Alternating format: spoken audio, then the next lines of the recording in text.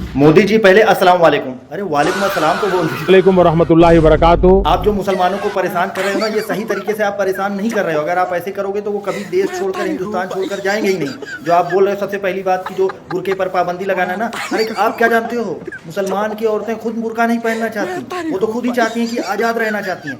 मैं तो कहता हूँ इन पर पाबंदी लगाओ कि बुरके पहनो। अगर वो बुरके नहीं पहने तो इनको सीधे उठाकर इन पे कोई केस डालकर जेल में डाल दो। फिर देखो ये बुरके पहनना शुरू कर देंगे और परेशान होकर और हिंदुस्तान छोड़कर चले जाएंगे, पहली चीज़। और दूसरा चीज़, और जो लोग कहते हैं ना पहले इनके ऊपर नमाज भी फ़र्ज करो। अगर ये इनके ऊपर नमाज फ़र्ज नहीं करोगे तो ये परेशान होंगे नहीं। 90% मुसलमान लोग नमाज नहीं पढ़ना चाहते, तो आप इन पर नमाज जब एकदम फ़र्ज करोगे, एकदम कड़ी सख्ती से करोगे, और अगर जो नमाज नहीं पढ़े इनके चूतरों पे डंडे मारो, देखो ये लोग परेशान होकर हिंदुस्तान छोड़ देंगे।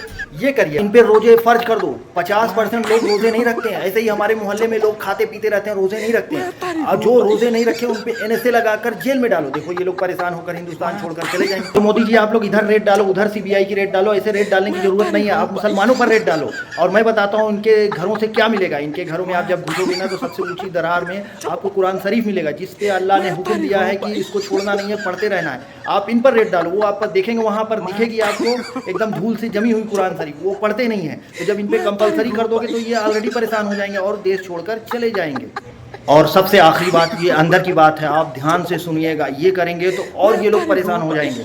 हमारे इस्लाम में 25% बेटी और बहनों का हक है, पर मैंने देखा इतनी लंबी लंबी दाढ़ी जिनके पास है वो सब बहन और बेटियों का हक नहीं दे रहे हैं। और वो सब बेचारी किराए के मकान में रह रही हैं और खुद 4-4 फ्लैट पे रह रहे हैं, और वो लंबी दाढ़ी रख कर हक मार कर बैठे हुए हैं और रोज़ा, नमाज और हज पर जा रहे हैं। तो इन लोगों पर फटे बढ़ाओ। और मैंने बताया जितनी सारी चीज़ें आप इन पर एकदम सख्ती से लागू कर दीजिए, ये लोग खुद हिंदुस्तान छोड़कर चले जाएंगे। इनको फिल्म देखने का मौका नहीं मिलेगा, इनको नमाज पढ़ना पड़ेगा, इनको रोज़ा रखना पड़ेगा, इनको कुरान पढ़ना पड़ेगा, और बहन बेटियों का जब हक देना पड़ेगा, चल जाएगी ऑटोमेटिक खुद छोड़ के इंडिया से चले जाएंगे और आपका काम आसान हो जाएगा। तो जो आपको एडवाइस दे रहा है मुझसे आप एडवाइस लीजिए, मैं आपका असली शुभ चिंतक हूँ, समझ गए मोदी जी।